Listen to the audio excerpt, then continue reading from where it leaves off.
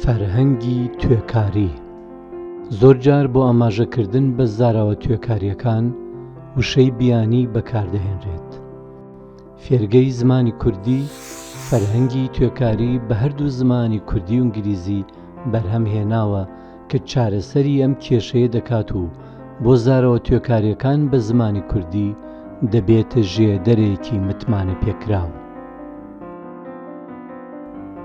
فەرهەنگی توێکاری بە چاپی ڕەنگی و بە وەرگێڕان و ڕێنووسێکی یەکدەست و شێوازێکی ئاسان و سەرنجڕاکێش زیاتر لە 40 وێنەی ئەندامەکانی لاشەی مرۆڤ لەخۆ دەگرێت. هەموو وێنەی ئەندامەکان لە تەنیشتیانەوە لیستەی وشەکانیان بە کوردی و ئینگلیزی لەگەڵە و لە کۆتایی کتێبەکەدا دوو فەرهەنگۆکی کوردی ئینگلیزی و ئینگلیزی کوردی بەردەستن.